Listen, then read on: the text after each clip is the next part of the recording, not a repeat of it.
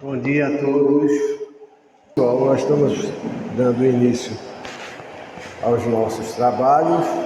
Hoje vamos conversar sobre a misericórdia e o perdão.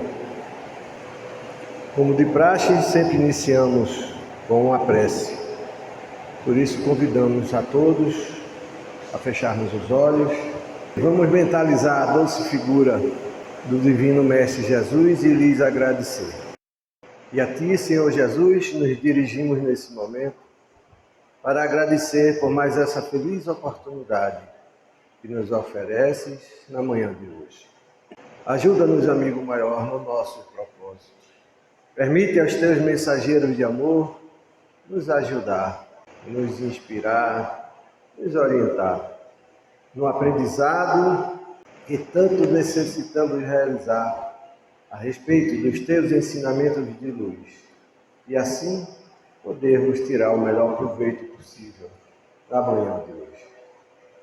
E assim, Divino Mestre, uma vez mais te agradecendo por tudo, suplicamos o Teu consentimento para, em Teu nome, iniciarmos os nossos estudos da manhã de hoje.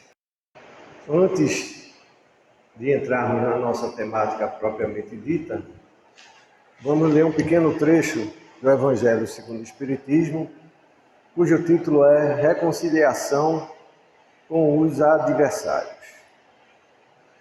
Nos diz o texto: reconciliai-vos o mais depressa possível com o vosso adversário, enquanto estáis com ele a caminho, para que ele não vos entregue ao juiz, o juiz não vos entregue ao ministro da Justiça, e não sejais metido em prisão.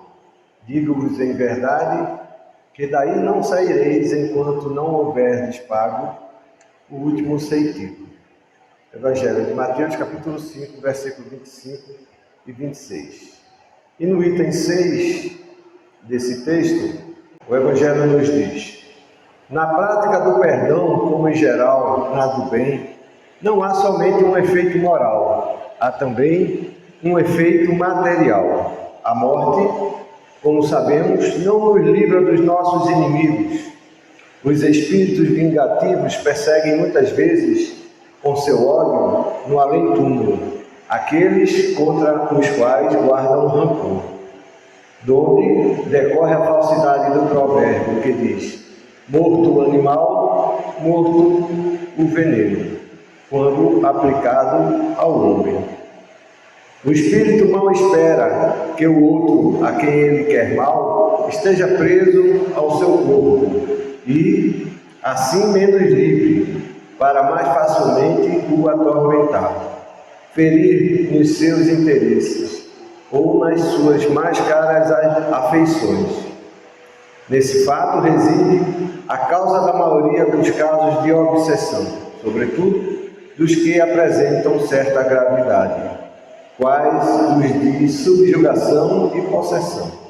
O obsidiado e o possesso são, pois, quase sempre vítimas de uma vingança, cujo motivo se encontra em existência anterior, e a qual o que a sofre deu lugar pelo seu proceder.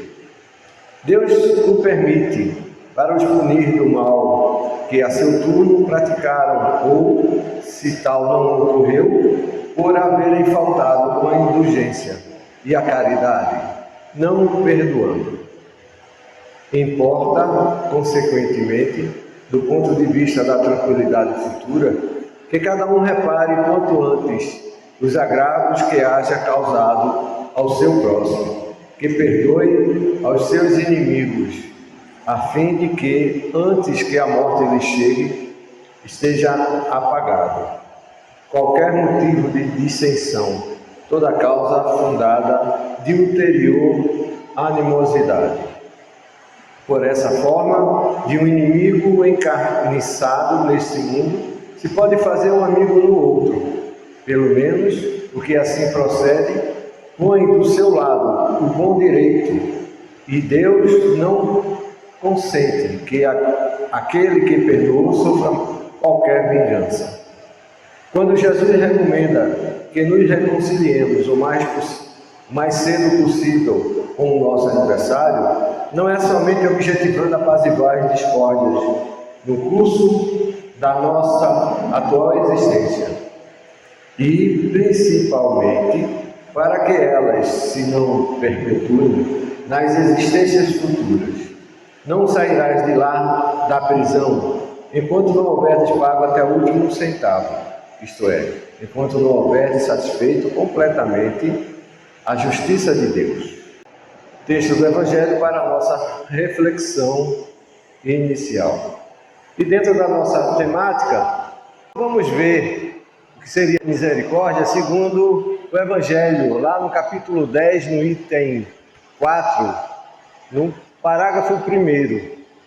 Nos diz o texto: com que direito reclamaria ele o perdão de suas próprias faltas, se não perdoa a dos outros?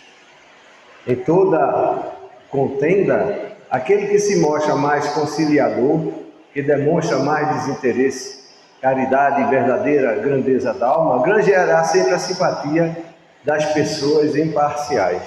Ou seja, misericórdia, no nosso limite de entendimento, nós podemos entender como o perdão das ofensas. Quando pedimos misericórdia a Deus, pedimos para que Ele tenha compaixão das nossas situações, dos nossos erros, das nossas falhas e das situações de vida que às vezes nós nos deparamos de forma difícil, quer seja econômica, quer seja física, quer seja mental. Sempre suplicamos ao Pai. Mesmo aqueles que dizem que não acreditam em Deus, levantam os olhos para o céu e pedem ajuda, e pedem socorro. Não é isso? Nós não vamos ler todo o texto, porque ele é bastante amplo. Vamos ler apenas a frase inicial que diz: a misericórdia é o complemento da brandura, porquanto aquele que não for misericordioso não pode ser brando e pacífico. Ou seja, a misericórdia reflete, antes de mais nada, uma atitude pessoal de quem é brando, de quem é pacífico, de quem é humilde, de quem é simples, de quem é concordato e de quem busca a conciliação. Deixamos o texto do Evangelho para que os irmãos possam estudar mais à frente, porque temos bastante assuntos para ver na manhã de hoje. Uma outra pergunta, já que entendemos o que é misericórdia, como ser merecedor da misericórdia divina? Todos nós, de alguma sorte, de alguma forma, pedimos a Deus misericórdia. Pelo menos no estágio que a gente se encontra, de alguma sorte. Se a gente não se dirigiu diretamente ao Pai, Criador universal de todas as coisas, suplicamos aos céus, a um santo, ou a Jesus, ou alguma coisa que se creia, ajuda, e reflete necessariamente um pedido de misericórdia, não é assim? E como ser merecedor dessa misericórdia? É essa pergunta que nós fazemos e gostaríamos de ouvir dos irmãos, para que a gente possa ampliar a nossa ideia a respeito de misericórdia. Muito bem. A irmã diz que para sermos merecedores da misericórdia divina, vai depender muito do nosso proceder, não é isso? Daquilo que estamos assumindo em posicionamento, correto? O que se poderia fazer para ser merecedor da misericórdia divina? Porque é isso que nós fazemos, de alguma forma, alguma vez na vida. Seguindo as leis divinas, estamos sendo, de alguma sorte, merecedores da orientação divina e, consequentemente, da misericórdia divina. Ok, muito bem. Então vamos ver, segundo o Evangelho Espiritismo, lá no capítulo 10, no item 7, o que nos diz o texto. Quando diz, ide reconciliar-vos com o vosso irmão, quem diz isso é Jesus. Antes de depordes a vossa oferenda no altar, Jesus ensina que o sacrifício mais agradável ao Senhor é o que o homem faça do seu próprio ressentimento, que antes de se apresentar para ser ele perdoado, precisa o homem haver perdoado e reparado o agravo que tenha feito a alguns de seus irmãos.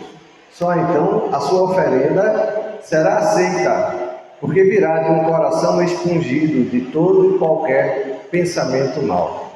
Ou seja, de alguma sorte é o Evangelho nos dizendo tudo isso que de alguma maneira nós dissemos e comentamos hoje. A misericórdia divina vem na proporção de que o nosso coração seja manso, seja humilde, seja sincero e, sobretudo, que nós tenhamos perdoado, porque a misericórdia, quando nós a pedimos, estamos pedindo também perdão dos nossos erros. E como podemos pedir perdão para nós se não perdoamos aos nossos irmãos?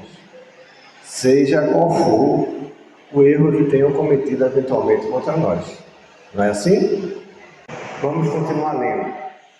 Lá no item 8 do Evangelho segundo o Espiritismo, nos diz: ele materializou o preceito, porque os judeus ofereciam sacrifícios materiais, cumpriam-lhe conformar suas palavras aos usos ainda em voga. O cristão não oferece dons materiais, pois que espiritualizou o sacrifício. Com isso, porém, o preceito ainda mais força ganha. Ele oferece sua alma a Deus, e essa alma tem de ser purificada. Entrando no templo do Senhor, deve ele deixar fora todo sentimento de ódio e de animosidade, todo mau pensamento contra seu irmão. Só então os anjos levarão sua prece aos pés do Eterno. Eis aí que ensina Jesus por essas palavras: deixai a vossa oferenda junto ao altar e de primeiro reconciliar-vos com o vosso irmão, se quiserdes ser agradável ao Senhor. Ou seja, o homem, nós, na antiguidade, por hábito, quando queríamos pedir ou agradecer ou nos referenciar ao Criador, via de regra a gente fazia uma oferenda ao altar, não era assim? Então Jesus veio com suas palavras apropriadas à época nos dizer que aquela oferenda dirigida ao Criador só terá sentido se o seu coração primeiro estiver expungido de todo o mal, estiver livre de todo o ressentimento. Porque se você agradece por um ressentimento, seguramente você está agradecendo por um ressentimento por outro filho de Deus. E assim como você deseja que os ressentimentos não sejam feitos em sua direção, Deus não deseja que você os dirija em relação a um irmão. Ou, se você quer o perdão de Deus para o mal que você cometeu, você precisa também agir da mesma forma. E por uma situação que você vê insolúvel, uma doença, uma situação financeira, ou algo que você quer almejar, o seu sentimento, para ser merecedor dessa busca, tem que estar em consonância com os propósitos divinos, que são a humildade, a caridade e a simplicidade. Ou seja, a orientação de Jesus, em primeira instância, é nós sacrificarmos o nosso próprio ressentimento. Se desejamos que não se guarde ressentimento em relação a nós, ou seja, misericórdia, que é o que queremos, sobretudo do Criador, como eu posso pedir a Deus perdão, misericórdia, se eu estou cheio de ressentimento, de ódio, de vingança? Então, por mais vítima que sejamos, não adianta eu estar me sentindo vítima, ressentimento contra aquele que me atingiu e ao mesmo tempo suplicar a Deus misericórdia. Porque a sintonia em que eu me encontro é de negatividade, é de vingança, é de ódio. Você não vai conseguir simplesmente emitir uma sintonia positiva que você chegue aos ouvidos do Criador. Porque é preciso compreender que as adversidades de vida existem sobretudo para nos ensinar, para nos resgatarmos erros do passado. E muitas das vezes situações que estão esquecidas lá atrás e que normalmente não nos lembramos, lá no inconsciente. Ou seja, perdoar incondicionalmente é a proposta de Jesus, para que você consiga não ser bonzinho. Não é o caso. Ninguém aqui está sugerindo que ninguém seja bonzinho, porque o bonzinho, como o próprio Jesus disse, Bom só Deus o é. Nós estamos simplesmente buscando oferecer aquilo que desejamos para nós, ou aquilo que nós temos. Se nós desejamos misericórdia, perdão, precisamos dar a mesma coisa. Precisamos proceder com a mesma condição. E, sobretudo, reparar, assim, o mal que se fez. Nós também cometemos os nossos enganos, os nossos desenganos, até por falta de informação, por falta de esclarecimento. Pela condição relativa de evolução que nós nos encontramos, estamos todos fadados ao erro. E se desejamos e queremos melhorarmos, é preciso, sobretudo, assumirmos a relação de consciência dessa posição e receber, assim, a misericórdia divina. Para ser merecedor de tal, é, sobretudo, fundamental exercitar todos esses pensamentos, valores e ideias que discutimos e abordamos aqui. O que é mais comum? Outra pergunta. Nós sermos misericordiosos e perdoar ou desejar que os outros tenham misericórdia e nos perdoem. Ou seja, o que é mais comum? A gente pedir perdão ou esperar que a gente seja perdoado? É muito mais fácil nos entendermos vítimas do que causadores de qualquer mal. Não é assim? Então, via de regra, nós estamos esperando mais do que damos. E nós precisamos, para recebermos de alguma sorte, ou entendermos a necessidade de mudança, ou dar de si aquilo que espera receber, quer seja em valores materiais, e essa é a parte menor, mas em atitude, em sentimento e comportamento. E, sobretudo, quando essa busca em direção a Deus, é o sentimento que Ele busca objetivamente em cada um de nós. Está claro isso? Muito bem. Lá no Evangelho segundo o Espiritismo, no capítulo 10, itens 8, 9 e 10, aborda essa temática. Lembrando que todo mundo erra, nem todo mundo perdoa. O que Jesus nos disse: quem de nós não tiver pecado, que atiremos a primeira pedra. Essa é a grande lição que Jesus deixa para nós. Teríamos condições de atirar qualquer pedra se não tivéssemos a condição de eventuarmos acusar alguém? De forma nenhuma, né? Todos nós temos as nossas falhas e os nossos erros e os nossos defeitos. Lá no Evangelho, no capítulo 10, cujo título é O Argueiro e a Trave no Olho, nos diz o texto: como é que vedes um argueiro no olho no vosso irmão, quando não vedes uma trave no vosso olho? Ou como é que dizeis ao vosso irmão: deixa-me tirar um argueiro do teu olho, vós que tendes no vosso uma trave? Via de regra, a gente aponta os erros dos outros, ou vemos as falhas, ou as carências, ou as arestas que os outros têm em sua vida. Mas as nossas próprias, por mais espelho que a gente tenha em casa, a gente não consegue ver. Continua o texto dizendo: hipócritas, tirai primeiro a trave do vosso olho e depois então vede o que podereis tirar o argueiro do olho do vosso irmão. Palavra de Jesus que está lá no Evangelho de Mateus, capítulo 7, versículo 3 a 5. E no item 10 do Evangelho nos traz a informação: uma das insensatez da humanidade consiste em vermos o mal de outrem, antes de vermos o mal que está em nós, para julgar-se a si mesmo. Fora preciso que o homem pudesse ver seu interior no espelho, pudesse, de certo modo, transportar-se para fora de si próprio, considerar-se como outra pessoa e perguntar: que pensaria se eu visse alguém fazendo o que faço? É uma sugestão do Evangelho para nós podermos nos avaliarmos dentro de determinados procederes que eventualmente ainda cometemos.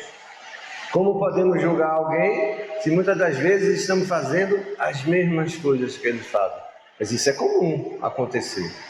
Via de regra, a gente encontra pessoas no nosso dia a dia que estão a criticar, que estão a apontar, Aquela velha história de 2 pesos, 2 medidas.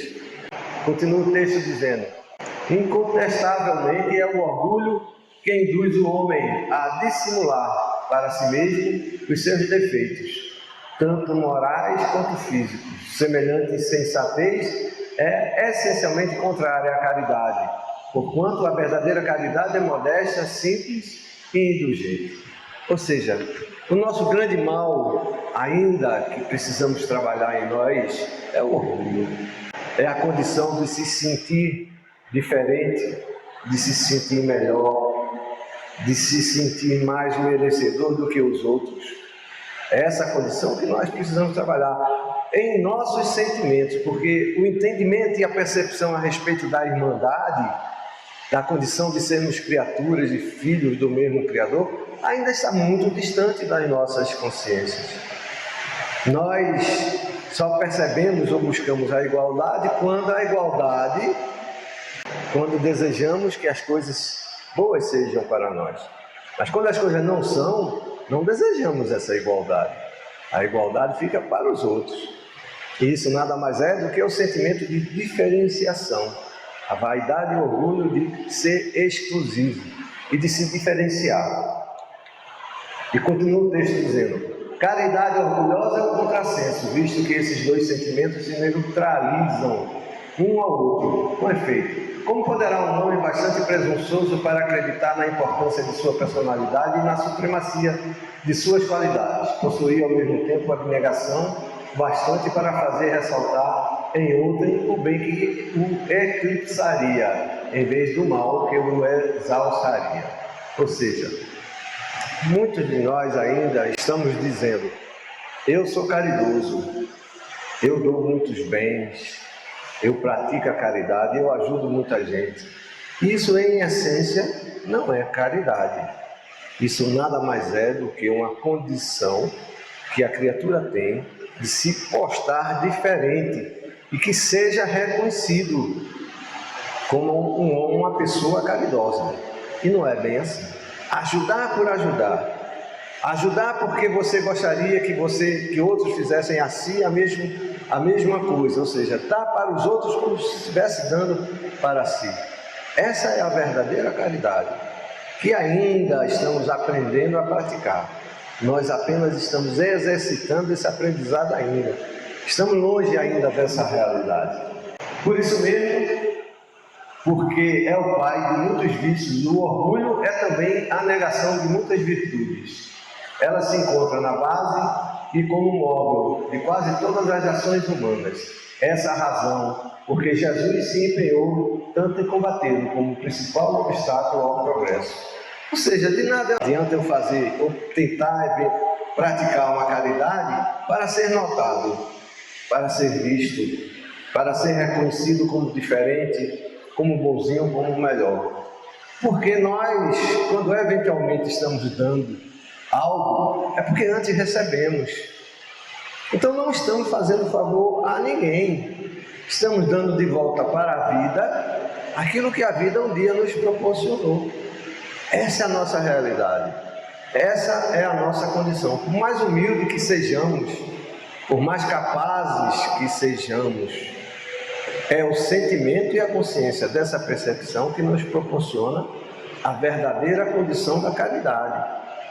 O óbolo da viúva, que está lá no Evangelho, era o sentimento, não era aquelas 2 moedinhas que a viúva estava doando ao gasofilaço.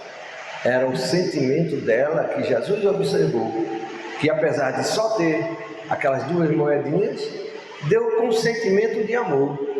Ela não deu para ser notada, enquanto muitos outros davam verdadeiras fortunas, ou doavam verdadeiras fortunas, para serem notados. E é isso que a gente precisa entender e praticar dentro do limite de cada condição nossa. Outra pergunta. Estamos falando em misericórdia, não é? Em perdão. E qual é o limite do perdão? Essa é fácil para nós respondermos, não é? Já lemos sobre isso, não já? E aí, qual é o limite do perdão? Perdoar é fácil, não é? Aí o cara entrou na sua casa, levou seus bens, matou seu filho. Ninguém vai na polícia prestar um BO. Você foi acusado, foi caluniado. E aí? Vamos ou não vamos abrir um BO, registrar um BO? E qual o limite do perdão? Mas é isso que a gente espera de Deus, não é? Que a gente seja perdoado de todos os erros, enganos e desenganos que cometemos. Não é assim ou não? É isso que a gente quer, né? Mas como é que a gente vai pedir a Deus uma coisa que não é capaz, que não pratica? E agora? Qual o limite do perdão? Jesus nos ensinou a perdoarmos 70 vezes 7 vezes. Não para fazer a continha 7 vezes 70, mas como expressão que sugere indefinidamente. Mas nós estamos na condição de Jesus? A evolução essa que a gente só vai conseguir um dia quando entendermos qual é o limite do perdão, que no nosso caso ainda é proporcional à nossa condição evolutiva. E que a proposta é uma reflexão para que nós possamos compreender, a praticar e a exercitar a condição do perdão. Está lá no Evangelho, capítulo 10, item 14, parágrafo 1º, que nos diz: quantas vezes perdoarei a meu irmão? Perdoar-lhe-eis, não 7 vezes, mas 70 vezes 7 vezes. Aí tendes um dos ensinos de Jesus, que mais nos vem percutir a inteligência e mais alto falar ao coração. Confrontai essas palavras de misericórdia com a oração tão simples, tão resumida e tão grande em suas aspirações, que ensinou a seus discípulos. E o mesmo pensamento se vos deparará sempre. Ele, o justo por excelência, responde a Pedro: perdoarás mais ilimitadamente, perdoarás cada ofensa tantas vezes quanto ela te for feita. Ensinarás a teus irmãos esse esquecimento de si, que torna uma criatura invulnerável ao ataque, aos maus procedimentos e às injúrias. Serás brando e humilde de coração, sem medir a tua mansuetude. Farás, enfim, o que desejas que o Pai Celestial por ti faça. Ou seja, é importante que nós lembremos que Jesus nos deixou uma proposta para ser alcançada. Ele sabia perfeitamente dos nossos limites, mas que nós estamos numa caminhada de evolução. E essa evolução só será um dia atingida quando atingirmos a esse ponto. Nós ainda estamos muito longe dessa condição, mas ela precisa ser refletida, precisa ser trabalhada, precisa ser exercitada. Só não necessariamente no exercício do perdão, mas em todas as nossas atitudes. Porque quanto menos errar, quantos menos enganos ou desenganos venhamos a cometer, certamente menos teremos que perdoar. Nós só nos deixamos levar pelo sentimento da necessidade do perdão quando nós deixamos sermos atingidos, quando nós permitimos que outros nos atinjam e quando nós conseguimos receber aquilo que nos dão, consciente de que eles estão dando o limite das suas propostas e que não é aquilo que você merece e que a sua condição não é procurar ser diferente, mas entender que aquela relação de convivência, por pior que seja, é um aprendizado que você precisa exercitar e praticar. Por pior que seja, você está seguindo a orientação que o Evangelho propõe. Você não se permitir levar na onda do ressentimento, na onda do ódio, que é o grande desafio humano.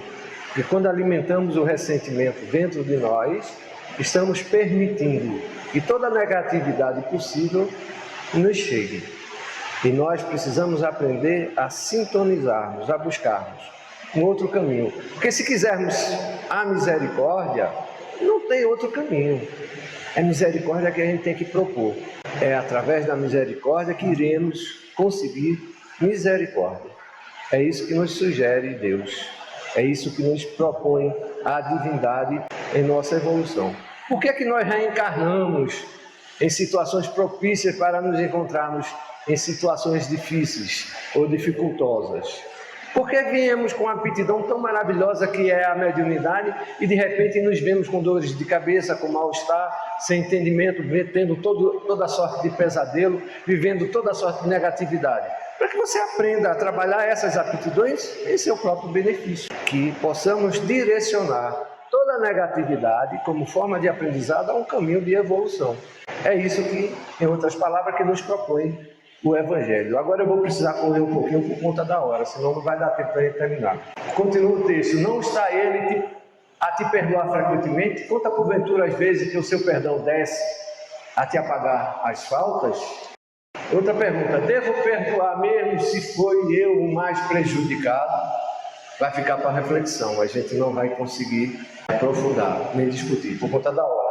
E o Evangelho, mais uma vez, no capítulo 10, no item 15, no primeiro parágrafo, nos propõe perdoar agora, hoje e amanhã, incondicionalmente. Recordar que todas as criaturas trazem possíveis imperfeições e fraquezas que são peculiares, tanto quanto, ainda desajustados, trazemos também as nossas.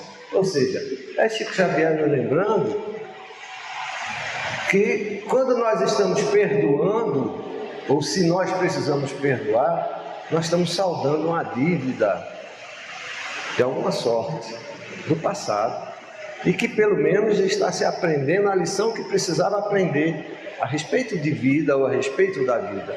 E esse é o grande desafio nosso na existência presente. Compreendermos que as adversidades de vida com quem nós nos encontramos são simplesmente oportunidades. Como assim, Silvio? Dificuldade é sinônimo de oportunidade? Claro que é. De você fazer diferente, de você agir de maneira melhor, de você superar essa adversidade, de você não se deixar levar pelo ressentimento, pelo ódio, pela vingança ou pela negatividade que eventualmente você atinja. E que você tenha, sobretudo, em pensamento e em entendimento que, se aquela situação adversa lhe chega, das duas uma, ou porque você ainda não tinha condições de superá-la, ou que você vai superá-la. E se você não superá-la, não é porque você perdeu, é porque você aprendeu. Essa é a grande lição que nós devemos tirar em todas as situações da vida, mesmo naquela que nós sejamos os mais prejudicados, ou o prejuízo apenas nos ficou como prêmio, a lição. Esse é o desafio de nós entendermos e compreendermos isso. No dia que entendermos isso, estaremos como que caminhando num aprendizado maior dos ensinamentos de Jesus. Como é o perdão verdadeiro? Infelizmente também não vai dar para a gente comentar, mas vamos ler lá do Evangelho, no capítulo 10, item 15, segundo parágrafo, que nos diz: aparem duas maneiras diferentes de perdoar. Há o perdão dos lábios e o perdão do coração. Muitas pessoas dizem com referência ao seu adversário: eu lhe perdoo, mas interiormente alegram-se com o mal que lhe advém, comentando que ele tem o que merece. Quantos não dizem perdoo e acrescentam, mas não me reconciliarei nunca, não quero tornar a vê-lo em toda a minha vida. Será esse perdão segundo o Evangelho? Não, o perdão verdadeiro, o perdão cristão é aquele que lança um véu sobre o passado. Esse é o único que vos será levado em conta, visto que Deus não se satisfaz com as aparências. Não adianta eu dizer que perdoo, se dentro de mim eu alimento ainda o ressentimento, a mágoa. Não quer dizer que você tenha que voltar ao status anterior de vida que você tinha com aquela pessoa. Não, não é isso. Mas é você não guardar literalmente nenhum ressentimento dentro de você, nenhum ódio. Esse é o verdadeiro perdão. Perdão que ainda estamos em construção. Estamos vivendo para aprender. E por menos que a gente entenda, por menos que a gente compreenda, por menos que a gente aceite, as situações de vida mais desagradáveis vêm com o intuito de nos ensinar a perdoar. Porque se for uma situação aparente, o aprendizado será simplesmente aparente. A dor só é aprendida através da dor. Então, Para que se possa aprender a perdoar, haveremos de enfrentar as adversidades mais duras e cruas da vida. Assim, só assim aprenderemos a perdoar. A prova maior da misericórdia divina é que nos junta a todos, apesar dos nossos enganos e desenganos, dos nossos erros e dos nossos compromissos. Continua o texto dizendo: Ele sonda o recesso do coração e os mais secretos pensamentos. Ninguém lhe impõe por meio de vãs palavras e de simulacros. O esquecimento completo e absoluto das ofensas é peculiar às grandes almas. O rancor é sempre sinal de baixeza e de inferioridade. Ou seja, só as grandes almas, só os espíritos mais elevados é que já aprenderam a perdoar, já entenderam o verdadeiro sentido da vida. Nós estamos aqui ainda abraçados com a materialidade. Não olvideis que o verdadeiro perdão se reconhece muito mais pelos atos do que pelas palavras. Paulo, o apóstolo, Lyon, 1861. Ser misericordioso significa que não devo repreender os atos maus dos outros. E agora? A gente está falando sobre perdão, sobre misericórdia, com relação às atitudes de outrem. Devemos repreender ou não? Lá no Evangelho segundo o Espiritismo, capítulo 10 ainda, no item 19, nos dizem: ninguém sendo perfeito, seguir-se-á que ninguém tem o direito de repreender o seu próximo. Ou seja, se nós somos imperfeitos, com que moral, com que condição nós temos de repreender os outros?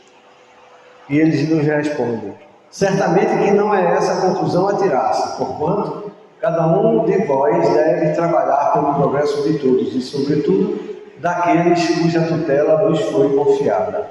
Por isso mesmo, deveis fazê-lo com moderação, para um fim útil, e não com as mais das vezes, pelo prazer de denegrir. Neste último caso, a repreensão é uma maldade, no primeiro é um dever, e a caridade manda seja cumprido com todo o cuidado possível. Ademais, a censura que alguém faça a outrem deve, ao mesmo tempo, dirigi-la a si próprio, procurando saber se não a terá merecido. Palavras de São Luís, trazidas lá no ano de 1860, na cidade de Paris.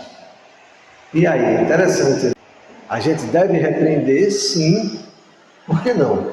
Mas não com um sentimento de apontamento, de acusamento, quando nós, normalmente, via de regra, fazemos.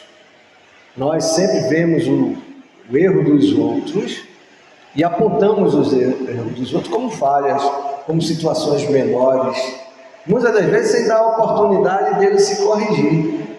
E muitas das vezes mostram: aqui, está vendo, fulano fez isso. Ou seja, para denegrir a realidade e a situação da pessoa. E São Luís nos sugere que, antes de fazermos isso, perguntemos a nós mesmos se nós não faríamos da mesma forma que ele fez.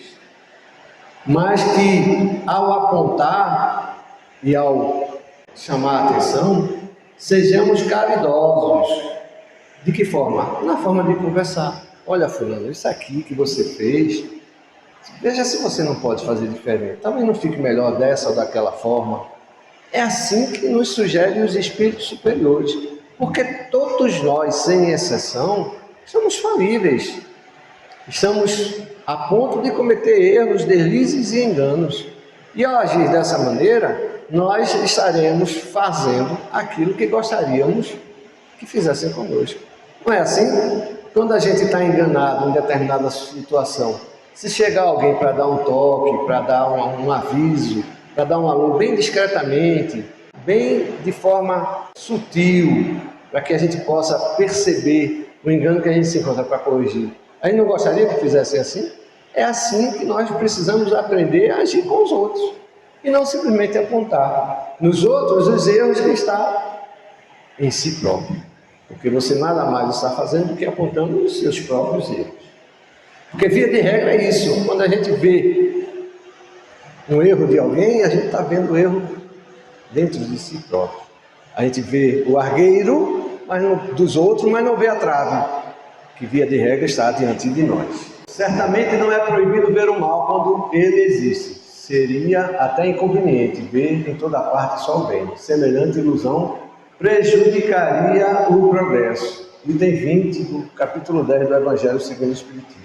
Ou seja, não podemos nos enganar. Nós estamos numa situação relativa de evolução e que o mal faz parte da nossa realidade. O que é o mal? A nossa ignorância, as nossas posturas, os nossos delírios. Então não ver o que existe de errado no mundo que nós nos encontramos é se enganar. Não podemos esperar dos outros aquilo que a gente pode ou deve dar antes, mas também não podemos esperar dos outros aquilo que não somos capazes de realizar. E ver que nossa atitude também precisa ser avaliada, precisa ser analisada, precisa ser trabalhada e, sobretudo, revisada para tentar fazer melhor. Não para ser melhor do que ninguém, mas para evoluir. É isso que propõe, por exemplo, a reforma íntima. A reforma íntima nos sugere que ninguém seja melhor do que ninguém, ou que você se torne uma pessoa melhor, mas sim uma pessoa diferente. Não diferente no sentido de você deixar de ser o que você é, mas no sentido da melhoria de atitude. Daquilo que você fazia por engano, por desengano, por maldade, você passe a ver com a intenção de acertar. Você pode até errar, mas que a sua intenção seja a do acerto. E ao errar, você perceba que você precisa se trabalhar, precisa se melhorar. É isso que nos aproxima dos irmãos obsessores. São as nossas intenções. Não é porque eles são diferentes ou melhor do que a gente, não. Eles são literalmente farinha do mesmo saco. Estamos no mesmo saco. É isso que nós somos. Por isso que eles estão junto de nós. E não os protetores. Porque os protetores até de nós se aproximam ou buscam se aproximar.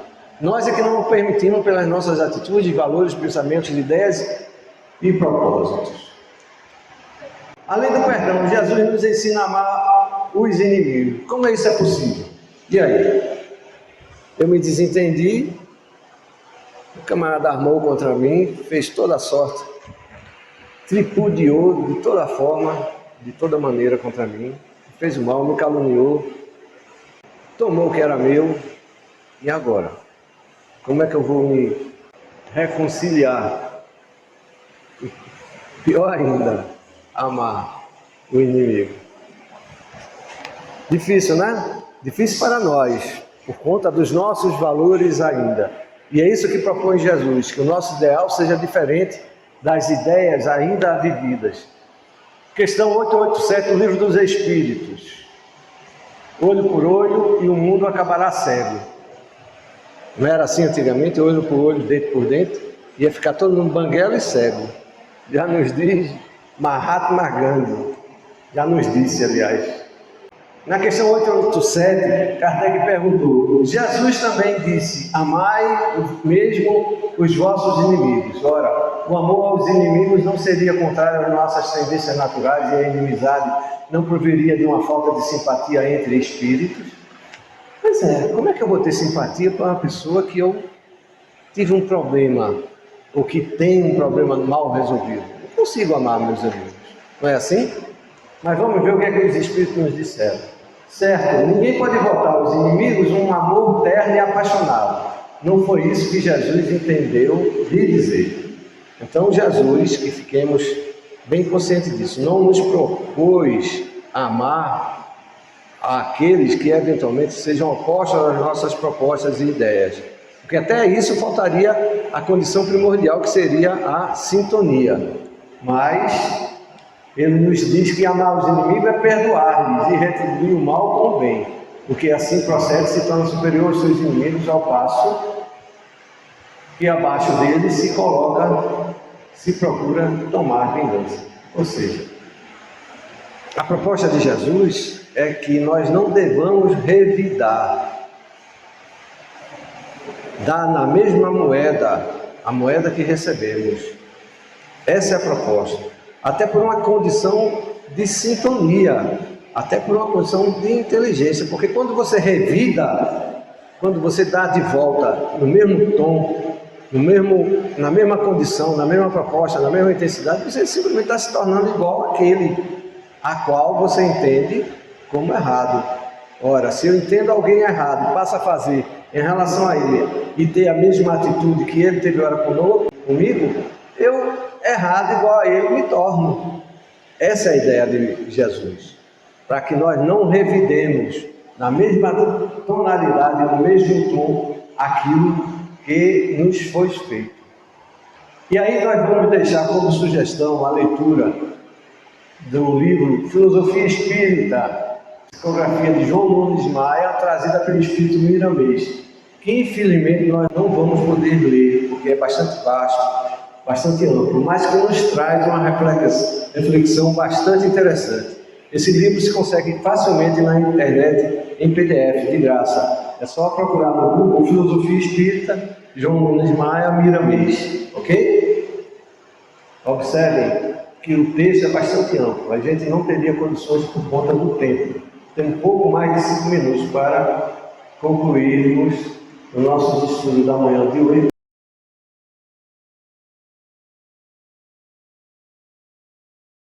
E aí uma pergunta prática, objetiva. Por que é tão difícil perdoar? Fica também para reflexão, tá certo? Qualquer postura que assumimos na vida se prende à maneira como olhamos o mundo fora e dentro de nós, de acordo com o código moral moderado do nosso psiquismo. Esse julgador interno foi formado sob o conceito que acumulamos no passado e em outras vidas. O julgador interno nem sempre condiz com a realidade perfeita das coisas. Ou seja, nós temos dificuldades em perdoar simplesmente por conta dos valores que assumimos, que aprendemos, que desenvolvemos e que temos dentro de nós. Ou seja, o nosso entendimento, o nosso conjunto de valores essencialmente está voltado para a vida material. Nós somos seres que interagimos a todo momento com a vida espiritual, mas nenhuma atenção, nenhuma busca, nenhuma consciência, nenhuma valorização dessa realidade a gente imprime para as nossas vidas. E não estamos aqui falando de vir ao centro espírita uma vez por semana ou duas, ou a qualquer centro religioso, ou a qualquer templo religioso, ou praticar qualquer religião. Não, não é disso que nós estamos falando, não. Nós estamos falando dos valores espirituais maiores, quais sejam o amor, a caridade, o perdão, a simplicidade, a humildade, que é isso que norteia a vida espiritual, que está longe da vida material. E os nossos valores essencialmente estão voltados para a materialidade. Por isso que não perdoamos, porque aquilo que nos foi afetado e causado mal, necessariamente nesse mundo está voltado à vida material. Porque quando não, e aí vamos dizer que não é não dar valor à materialidade. A materialidade existe e é importante, tanto é que estamos aqui. Ela é um objeto de exercício para a nossa evolução. Entretanto, é preciso que compreendamos que ela é transitória, que ela é passageira, que ela é consequência, ela não é causa. E damos a ela o status de causa, quando ela é efeito. Precisamos disso compreender, que aquilo que nós perdemos, nós teremos outra oportunidade, desde que mereçamos, e construamos essas situações de merecimento, para atingir ou alcançar ou reconquistar aquilo que perdemos no passado. E ao invés de nos trabalharmos, o que é que fazemos via de regra? Ficamos ressentidos, com raiva, alimentamos o ódio, via de regra buscamos a vingança. E essa é a proposta de Jesus, que nos sugere em outras palavras: meu irmão, você é um ser que vai viver por toda a eternidade. Você tem diante da sua vida todas as oportunidades de reconstrução que você vai precisar ter para atingir os seus propósitos. Haja visto o que nós fomos há 40, 50 anos atrás e o que somos hoje. Certamente vencemos muitas dificuldades, saímos do quase nada para alguma coisa, já saímos de alguma coisa para situações que nunca imaginávamos conseguir. E nos encontramos limitados pelo nosso entendimento e aceitação e compreensão de vida, achando que era isso o objetivo final, e não é. O nosso objetivo, o nosso propósito é muito maior. Aliás, transcende a essa realidade material. Vai para a vida espiritual. Mas como é que a gente vai para a vida espiritual se da vida espiritual a gente não conhece ou não busca nada? Essa é a proposta de Jesus. Se busque entender, aprender, racionalizar. Não é virar piegas ou simplesmente virar carola de igreja ou de centro espírita. Não é nada disso que a gente está falando, não. A gente está falando de ler, de estudar, de buscar, de entender, de compreender, de conhecer um pouco da vida espiritual, para que aí a gente possa desenvolver e evoluir em valores espirituais. Ok? O tempo não dá mais tempo de aprofundar muito.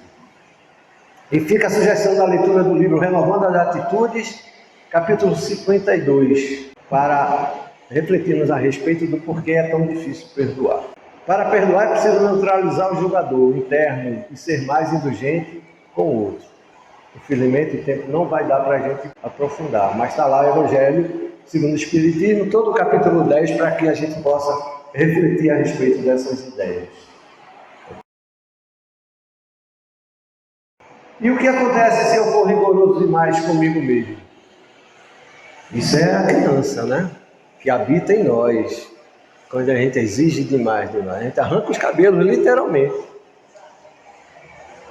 Uma das grandes fontes de autoagressão vem da busca apressada da perfeição absoluta, pois leva a uma constante hostilidade contra si mesmo, exigindo capacidade e habilidade que ainda não possui. Se padrões muito severos de censura forem estabelecidos, ele se tornará um adulto inflexível e irredutível para com os outros e para consigo mesmo. Também, capítulo 52 da obra Renovando Atitudes, para a nossa reflexão, que a gente, infelizmente, por conta do tempo, não dá para aprofundar.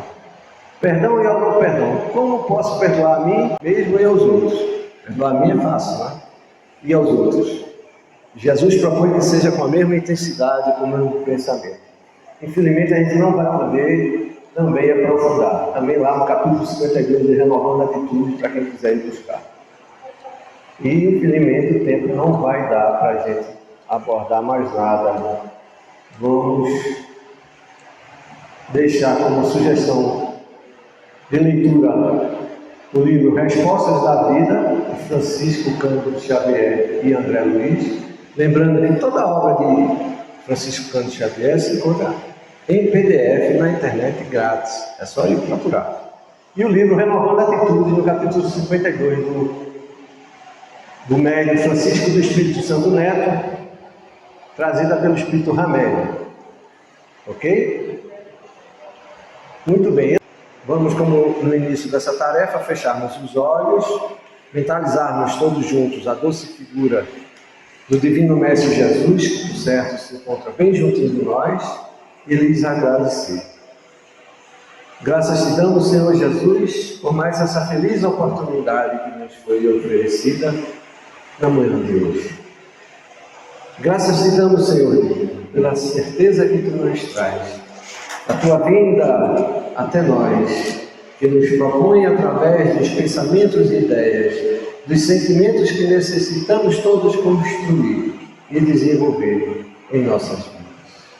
Ajuda-nos, amigo maior.